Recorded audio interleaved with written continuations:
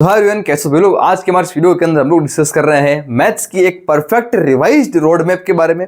जैसे हमको पता है सिलेबस जो है कुछ टॉपिक उसमें से डिलीट हो चुके हैं और टॉपिक कौन कौन से डिलीट हुए हैं अपडेटेड वाली वीडियो ऑलरेडी मैं बना चुका हूं। उसका लिंक मैंने आपको नीचे डाल रखा है डिस्क्रिप्शन के अंदर। अगर आपने नहीं देखो जरूर जाकर चेक करना कि सिलेबस में अपडेट क्या क्या हुआ है, कौन कौन से टॉपिक डिलीट हुए हैं, कौन कौन से क्या हुए हैं, जरूर जाकर चेक करना। ठीक है, वीडियो को इस वाली वीडियो के बाद जाकर चेक कर लेना, नहीं तो पहले जाकर चेक कर सकते हो। उसके बाद आपको कमेंट उसके अंदर आया था कि भाई हमको मैथ्स की रिवाइज्ड प्रॉपर स्ट्रेटेजी वाली वीडियो लें कि उसके अंदर कितने नंबर ऑफ क्वेश्चन हम किस चैप्टर से करें, पहले किस टॉपिक को प्रायोरिटी देनी है। तो वो सब कुछ क्या है आज की वीडियो में डिटेल में समझते हैं। वीडियो में आगे बढ़ने से पहले आपको छोटी सी रिक्वेस्ट करना चाहता हूं यार मैं आपसे। आपके जो कमेंट्स होते हैं ना, जो आप नीचे कमेंट्स करते हो, एक्चुअली में पता है मेरा मोटिवेशन वही होता है। तो अगर आप वीडियो में आते हो, वीडियो देखते हो, तो प्लीज यार एक कमेंट छोड़ के जरूर जाया करो, ताकि मुझे बहुत अच्छा लगता है। उससे आपके रिव्यू मिलते हैं कि यार हाँ क्या अच्छा नहीं लगा, क्या अच्छा लगा, वो सब कुछ ये जो भी है। तो आपको कमेंट्स मेरे लिए बहुत ज्यादा मोटिवेशन का काम करते हैं। आपके लिए मोटिवेशन मैं यहाँ पर दे रहा हूँ, आपको जरूर मोटिवेशन मिल रहा है, पर लेकिन मेरा मोटिवेशन आपको कमेंट्स होते हैं। तो जरूर थोड़ा सा आप अगर करें तो मुझे काफी अच्छा लगेगा अंदर से।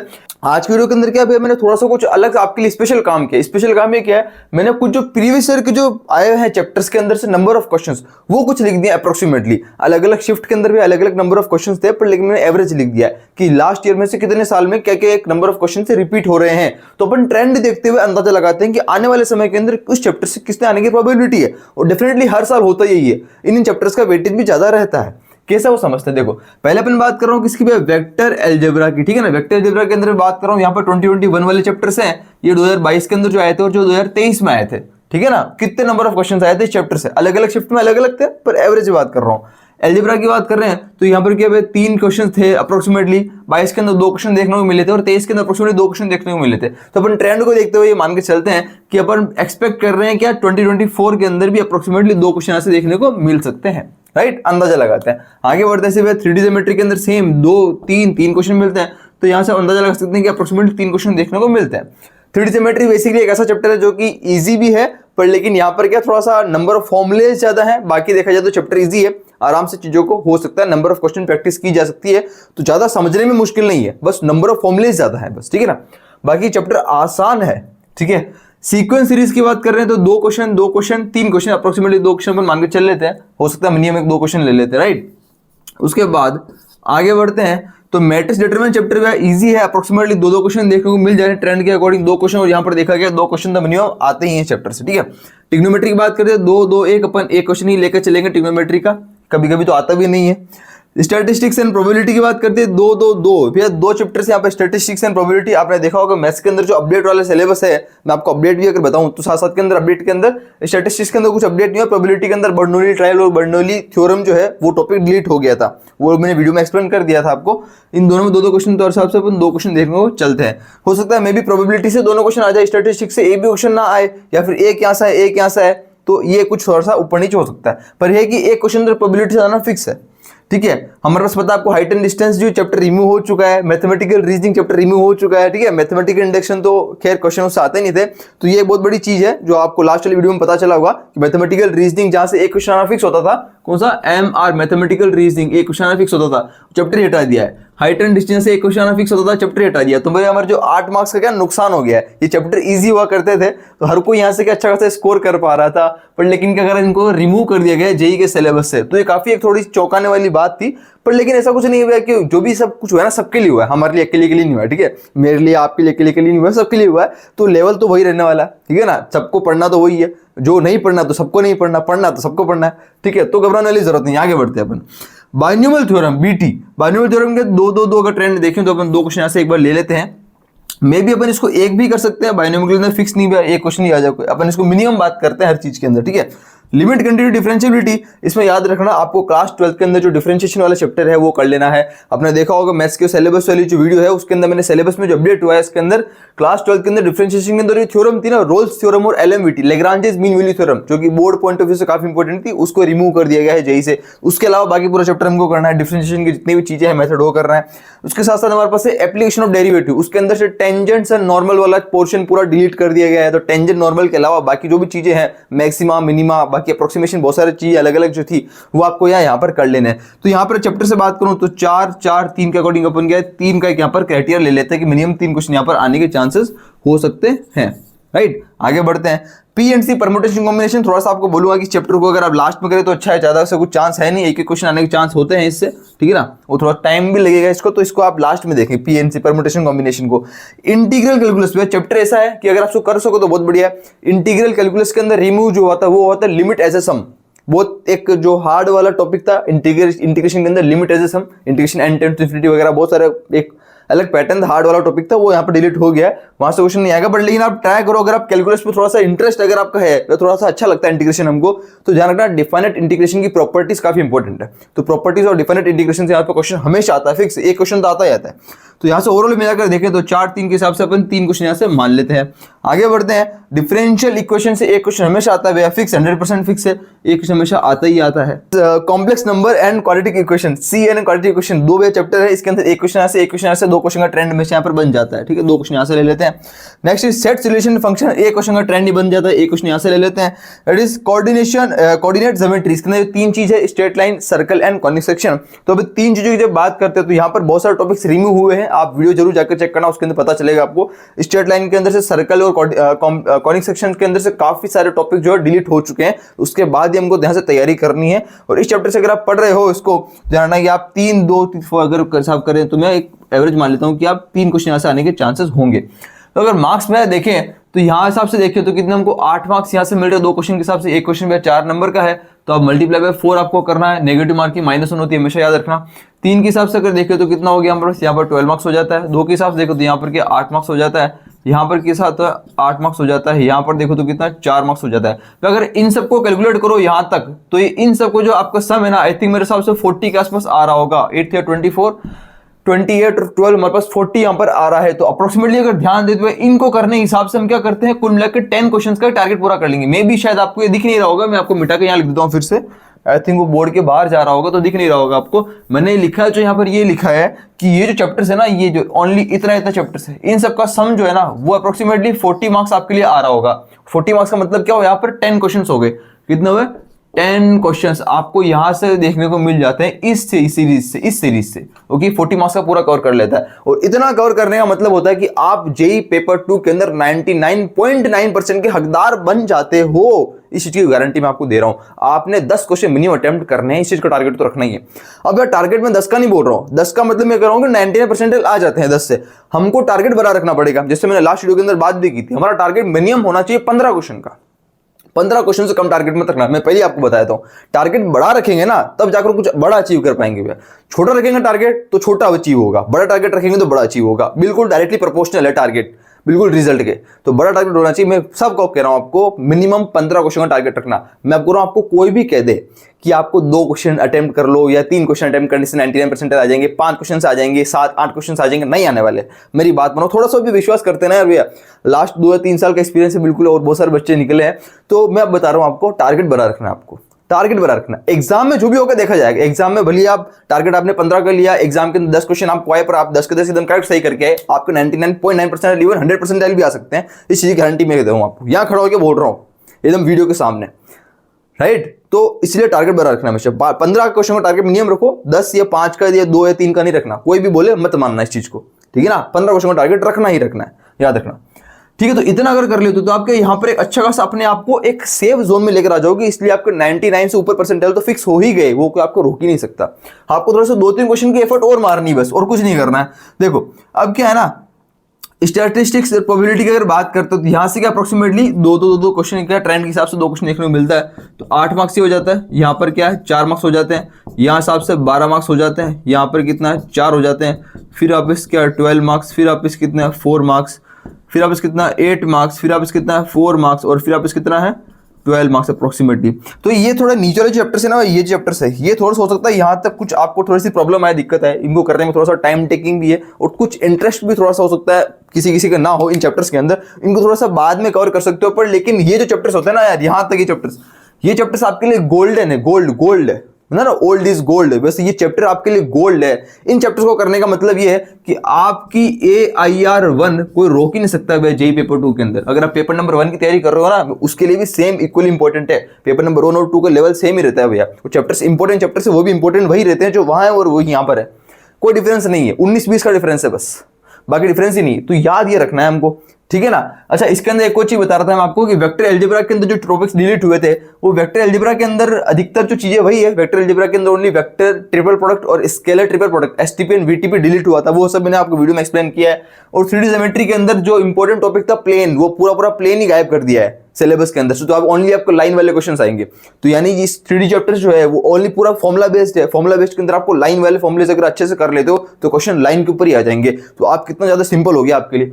चैप्टर तो बड़ा था पर लेकिन टॉपिक्स जो मेन डिलीट हुआ ना, प्लेन वाला पूरा डिलीट हो गया है। ओनली आपके लिए लाइन वाले क्वेश्चंस आ रहे हैं, अगर आपने सिलेबस वाली वीडियो में चेक करना, राइट। तो काफी ज्यादा आपको जो यहाँ पर थोड़ी सी ना क्लैरिटी मिली है, थोड़ा सा हल्कापन आया है भैया। हाँ, इजी चैप्टर हटा दिया इन लोगों ने, mathematical reasoning, height and distance तो हटा दिया, कोई बड़ी बात नहीं है। पर लेकिन बाकी जो हार्ड टॉपिक जो थे ना, हार्ड चैप्टर, इजी चैप्टर, उसके अंदर कुछ हार्ड टॉपिक्स को उन लोगों ने डिलीट कर दिया है। तो आपको जो टॉपिक्स पढ़ने वो ईजी ही है, ज्यादा हार्ड नहीं है। अगर मैं इन चैप्टर्स की बात करूं पर्टिकुलरली यहां से लेकर यहां तक की, राइट। ध्यान इस चीज का आपको देना है।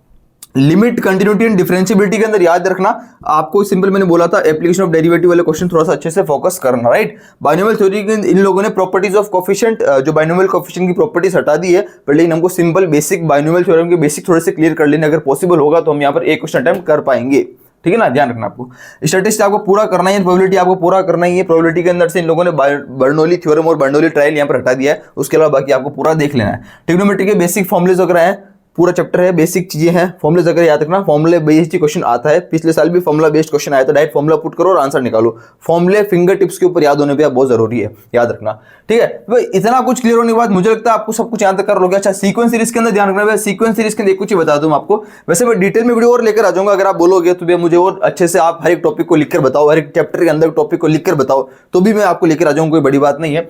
सीक्वेंस सीरीज के अंदर मोटा मोटा याद रखना कि आपके पास सीक्वेंस सीरीज के अंदर सम ऑफ एन टर्म्स वाला जो टॉपिक है वो डिलीट हो चुका है, वो मैंने वीडियो में आपको बताया था। सम ऑफ एन टर्म वाला टॉपिक जो डिलीट हो चुका है, उसके साथ साथ अर्थमेटिक और ज्योमेट्रिक प्रोग्रेशन ये भी डिलीट हो चुका है। अर्थमेटिक और geometric progression and sum of N terms, तो ये काफी एक हार्ड टॉपिक तो ये डिलीट हो चुके हैं। अब बचा जो है ना इंपॉर्टेंट टॉपिक, क्या बचा आने लायक, वो बचा है एएम और जीएम, अर्थमेटिक मीन और ज्योमेट्रिक मीन।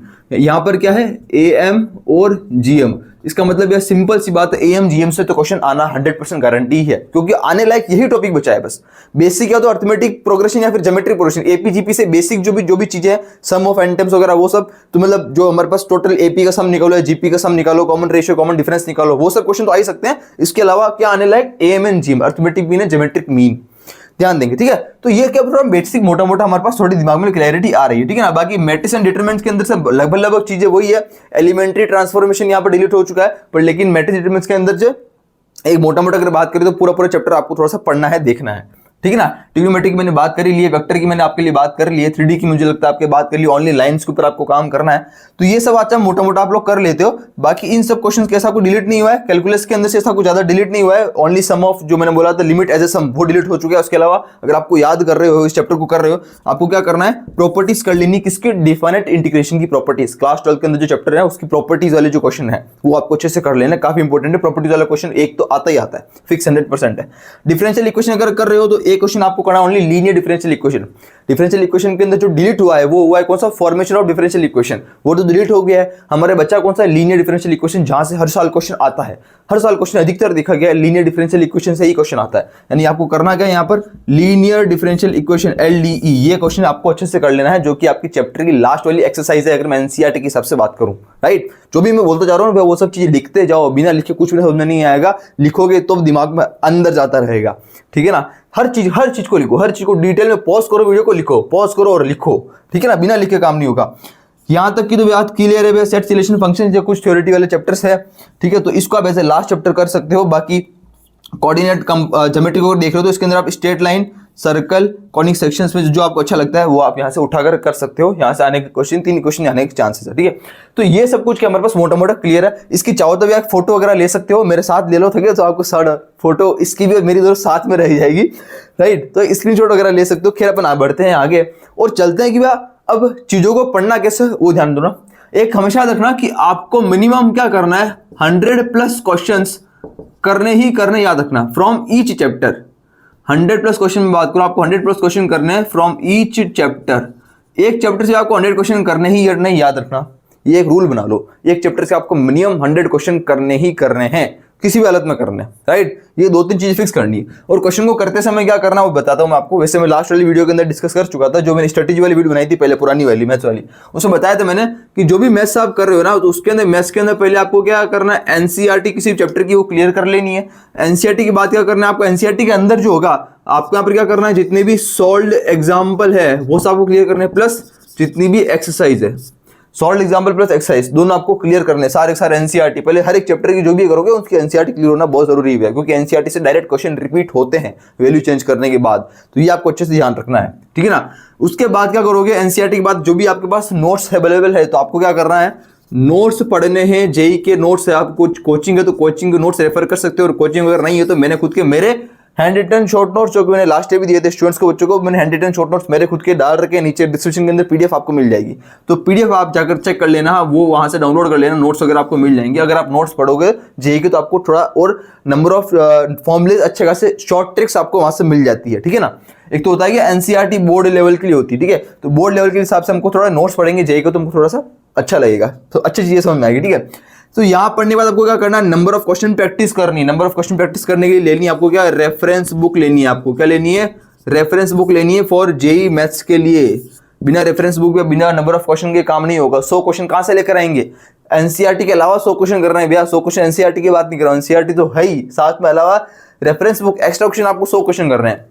इसके अंदर आपके पास क्या है, 2 चीज होती है, एक तो क्या होता है PYQs भी आ गए आपको, मान लो आपने 25-30 या 40-50 PYQs कर लिए, बाकी 40-50 क्वेश्चन आपने एक्स्ट्रा कर लिए, तो एक्स्ट्रा क्वेश्चन आपको थोड़ा हाथ पैर मारने पड़ेंगे। एक्स्ट्रा क्वेश्चन के लिए आपको बहुत सारी बुक मार्केट में मिलती है। फॉर एग्जांपल एक बुक हमारे पास है, ओसवाल वाली बुक है, ओसवाल की बुक आप ले सकते हो, या फिर बात करता हूं मैं आपके पास RS अग्रवाल, एक ये बुक भी है, ठीक है ना, ओसवाल की बुक भी सही है, RS अग्रवाल बुक है, ये भी आप परचेस कर सकते हो। या फिर हमारे पास कौन सी है, RD शर्मा, बहुत सारे स्टूडेंट्स RD शर्मा भी लेते हैं, ठीक है, पर लेकिन RD शर्मा को थोड़ा सा देखना बाद में, RD शर्मा के अंदर क्या जो क्वेश्चन अधिकतर वो बोर्ड लेवल के हैं, पर लेकिन RD शर्मा के अंदर जो है ना एनसीईआरटी एग्जाम्पलर वाले क्वेश्चन वो आप थोड़ा सा ट्राई कर सकते हो, वो यहाँ पर थोड़ा सा अच्छा खासा आपको जेई के लेवल का मिल जाएंगे, ठीक है। तो ये कुछ क्वेश्चन एक बुक वैसे भी परचेज कर सकते हो नंबर ऑफ क्वेश्चन प्रैक्टिस करने के लिए, ठीक है। बाकी हमारे पास प्रीवियस ईयर क्वेश्चन हमको करनी है साथ साथ के अंदर, जो भी क्वेश्चन आप कर रहे हो, जो भी चैप्टर करते हो उसके साथ साथ 100 क्वेश्चन के अंदर आपको प्रीवियस ईयर क्वेश्चन अप्रोक्सीमेटली 30% से लेकर 40% तक प्रीवियस ईयर क्वेश्चन भी आपको करने हैं, बचे हुए बाकी 50-60% क्वेश्चन आपको यहां से करने हैं, 100 क्वेश्चन पूरे करने ही करने हैं, याद रखना, ठीक है। आगे बढ़ते हैं, ये कुछ भी हमारे पास हो जाएगा काम। अब भैया इनकी बुक तो यहाँ प्रीवियस ईयर क्वेश्चन कहां से मिलेंगे, इसकी कोई बुक वगैरह है क्या, ये बुक मुझे आपको शायद बताया भी था पहले कि हमारे पास जितने भी 3 सेक्शन होते हैं जेई के अंदर, ठीक है, पहला कौन सा हो गया, मैथ्स हो गया, फिर क्या एप्टीट्यूड, और थर्ड क्या ड्राइंग। तो मैथ्स, एप्टीट्यूड एंड ड्राइंग, इन तीनों सेक्शन के लिए प्रीवियस ईयर क्वेश्चन के लिए आपके पास कौन सी बुक है, सबसे यूनिवर्सल बुक है हमेशा के लिए, ऑलवेज सदाबहार बुक कौन सी है, self guide BR by Arihant publication. इसका सबका लिंक मैं आपको नीचे डाल दूंगा, जो भी चीजें हैं बुक वगैरह का वो आप जाके परचेस कर सकते हो। तो कौन सी बुक आपको ले लेनी है, जो सब स्टूडेंट्स अधिकतर पढ़ते ही हैं, वो कौन सी है, self guide BR by Arihant. तो अरिहंत पब्लिकेशन की एक सेल्फ गाइड BR नामक बुक आती है, जो कि अधिकतर स्टूडेंट्स पढ़ते हैं। इस बुक के अंदर आपको तीनों सेक्शन के मैथ्स, एप्टीट्यूड, ड्राइंग के तीनों के आपको प्रीवियस ईयर क्वेश्चन मिल जाते हैं, ठीक है ना। तो प्रीवियस ईयर क्वेश्चन के लास्ट 10 साल के प्रीवियस ईयर पेपर मिल जाते हैं आपको, लास्ट 10 साल के विद सॉल्यूशन के साथ। तो अगर आप लास्ट 10 साल के previous year question paper maths के कर लेते हो ना, क्या last 10 years previous year question अगर मैथ्स के कर लेते हो, और अगर यहां से एक्स्ट्रा क्वेश्चन आप 50 क्वेश्चन भी एक्स्ट्रा क्वेश्चन लगा लेते हो, मैं कह रहा हूं आपके 100 परसेंटाइल कोई नहीं रोक सकता। इस चीज गारंटी दावा दे रहा हूं, यहां पर खड़ा होकर लिख कर दे रहा हूं, लिख लो, मेरे पास आके लिख कर ले जाना, ठीक है। मैं बिल्कुल सच कह रहा हूं आपको, क्योंकि स्टूडेंट्स ऐसे ही करके गए हैं, यही करते हैं स्टूडेंट्स, राइट, ठीक है।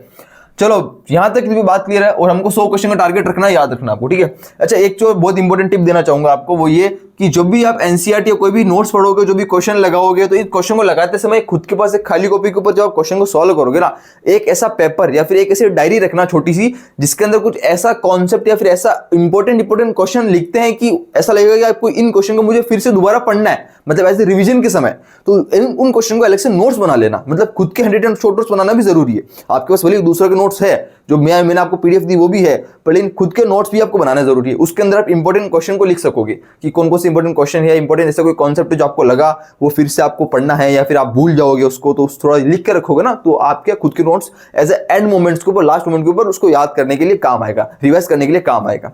ध्यान रखना इस चीज का, ठीक है। एक और पॉइंट मैं ऐड करना चाहता हूं, वो ये कि रिविजन वाला पॉइंट। कौन सा है, रिविजन। रिवीजन भी याद रखना कि रिवीजन आपको महीने के अंदर अप्रोक्सीमेटली 3 बार रिवीजन करना ही करना है। लास्ट पुरानी वाली वीडियो के अंदर मैंने 2 बार बोला था, पर लेकिन अब मैं आपको बोलूंगा 3 बार रिवीजन करना, क्योंकि अब समय कम है, ठीक है। तो 1 महीने के अंदर 3 बार रिवीजन, मतलब क्या हुआ, 10 दिन के अंदर 1 बार रिवीजन। एक पूरा 10 दिन निकलने के बाद हमको 11वें दिन एक जो 10 दिन के अंदर जो भी हम पढ़ने वाले उसका पूरा रिवीजन हमको करना ही करना है। इस चीज का याद रखेंगे, क्लियरली याद रखेंगे इसका, ठीक है ना, याद रखेंगे इसका। 10 दिन चलेगा भैया, एक रिवीजन हमको करना है, फिर 10 दिन फिर एक रिवीजन, फिर 10 दिन फिर एक रिवीजन हमको करना है, याद रखना चाहिए, ठीक है। महीने में 3 रिवीजन तो मिनिमम है, बाकी इससे ऊपर तो अपनी मर्जी है। एक वो इंपॉर्टेंट चीज और बतानी है, जैसे रिवीजन से रिलेटेड तो हो गया, 1-2 इंपॉर्टेंट चीज और बतानी है, ठीक है ना, वो मैं आपको यहाँ लिख देता हूँ, यहाँ पर कर देता हूँ मैं। इंपॉर्टेंट चीज ये है कि क्या टाइम टू स्टडी, भैया कितना घंटा दे अपनी पढ़ाई को, ध्यान देगा। अगर आप 10 घंटे अभी से अगर नहीं पढ़ रहे हो तो भैया नहीं पॉसिबल हो पाएगा, बिल्कुल याद रखना। 10 घंटे अगर नहीं हम अगर पढ़ रहे हैं, नहीं एफर्ट मार रहे हैं 10 घंटे मिनिमम एक दिन का, तो नहीं हो पाएगा। 10 घंटे में ये नहीं कह रहा हूं आपको जेईई और नाटा का पढ़ना है, नहीं। आप अगर बोर्ड एग्जाम दे रहे हो तो बोर्ड के लिए भी पढ़ रहे हो, बिल्कुल आपको सब कुछ मैनेज करना है, आपको बोर्ड के लिए भी टाइम निकालना है, पर लेकिन बोर्ड वगैरह सब कुछ मिलाकर सेल्फ स्टडी अगर आप 10 घंटे नहीं करो, चलो भैया मान लो आप 10 घंटे ज्यादा बोल रहे हो, हमको कोचिंग भी जाना है, स्कूल भी जाना है, चलो ठीक है, अब तो खैर दिवाली की छुट्टियां हैं, पर लेकिन आपको बाद में भी खैर स्कूल वगैरह जाना है, सब करना है। इस 10 घंटे को थोड़ा घटाकर 8 घंटे कर लेता हूं। अगर आप 8 घंटे की सेल्फ सिटिंग नहीं कर रहे हो घर पर बैठकर कोचिंग स्कूल के अलावा, तो भैया एक्चुअली के अंदर पॉसिबल नहीं हो पाएगा। हमको याद रखना है कि हमको 8 घंटे मिनिमम देने ही है, और अगर 8 घंटे दे रहे हो ना, मैं कह रहा हूं आपको कोई माइकल लाल रोक नहीं सकता, इस चीज की गारंटी मैं दे रहा हूं आपको, कोई रोक ही नहीं सकते आपको।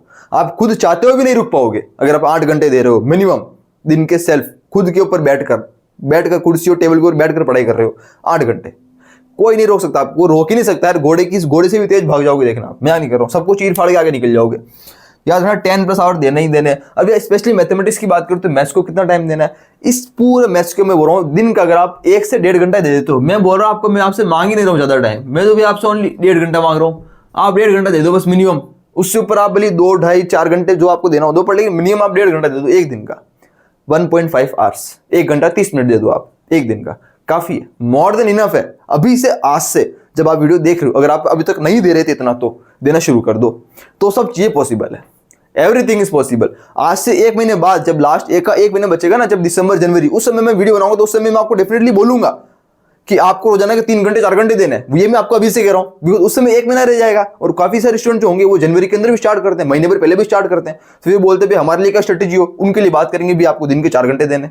तो मैं ये कह रहा हूं आपको, जैसे जैसे समय पास आता रहेगा ना, मैं अभी से कह रहा हूं कि मैं उस समय बोलूंगा कि आपको 3 घंटे 4 घंटे देने ही देने, बिकॉज समय उस समय कम है ना, अभी समय थोड़ा ज्यादा है, तो उस हिसाब से आपको थोड़ा टाइम कम देना है।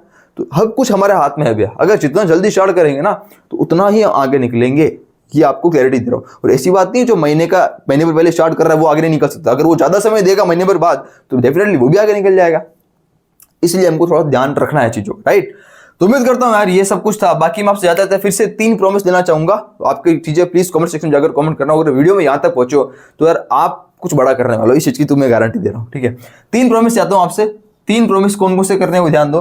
पहला प्रॉमिस ये कि आप जो है 8+ घंटे पढ़ोगे सेल्फ, और पढ़ रहे हो, पहला प्रॉमिस, राइट।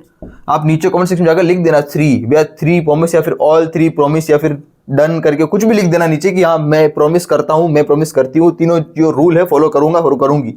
फर्स्ट रूल तो ये हो गया, इतनी सेल्फ स्टडी करनी है। सेकंड रूल क्या हो गया भैया, रिवीजन टाइम से टाइम, महीने के 3 बार, 3/m, एक महीने के अंदर 3 बार मिनिमम रिवीजन करूंगा, करूंगी। नंबर 3 क्या लिखोगे, नेवर स्टॉप, रुकना नहीं है, चलते रहना है। आज तो पढ़ाई कर ली भैया 2 घंटे, कल 0, पढ़ी ही नहीं, उसके बाद 3 दिन बाद फिर से बैठे हैं 2 घंटे पर, नहीं, ये काम नहीं चलेगा। रोजाना भले 1 घंटा दो, मैं बोल रहा हूँ रोजाना का 1.5 घंटा 1 घंटा दो, पर लेकिन रोज करो उस चीज को, daily daily daily daily daily daily, तब जाकर एग्जाम्स के महीने भर या 10 दिन पहले हम लोग बहुत ज्यादा लंबी सिटिंग कर पाएंगे। एकदम से नहीं कर पाओगे आप, अभी से हैबिट डालनी पड़ेगी, आदत डालनी पड़ेगी, ठीक है। बस बाकी इस वाली वीडियो के अंदर बस इतना ही, मिलते हैं अगली वीडियो में, तब तक के लिए अपना और अपना को ध्यान रखो। बाकी नीचे कमेंट सेक्शन में जरूर से कमेंट करना कि कैसा क्या लगा, और बाकी क्या चाहिए आपको नेक्स्ट वाली वीडियो के ऊपर, बाकी क्या हम लोग सीरीज वगैरह स्टार्ट कर सकते हैं मैथ्स के ऊपर, बहुत सारी चीजें चल रही है दिमाग के अंदर, तो आपके अंदर प्लीज कमेंट सेक्शन में बताना मुझे। बाकी इंस्टाग्राम के ऊपर जरूर फॉलो कर लेना, आपको क्वेश्चन वगैरह पूछ सकते हो इंस्टाग्राम के ऊपर भी, मेल आईडी वगैरह वो सब आपको नीचे डिस्क्रिप्शन के अंदर मिल जाएगा, जाकर चेक करना और शेयर कर देना सबके साथ। मिलते हैं अगली वीडियो में, तब तक अपना और अपने को ध्यान रखो। पर लेकिन हमेशा याद रखना कि आप एक टॉपर बन सकते हो, और आप भी उस एक टॉपर की लिस्ट के अंदर आ सकते हो। अभी भी इतना समय आपके पास है, मैं जाते जाते फिर आपको कह रहा हूं, इतना समय अभी भी आपके पास है कि you will be the next topper. अगला टॉपर भी आप बन सकते हो, और आपके ऊपर भी टॉपर का टैग लग सकता है। आपने आपको कम मत समझना, छोटा मत समझना।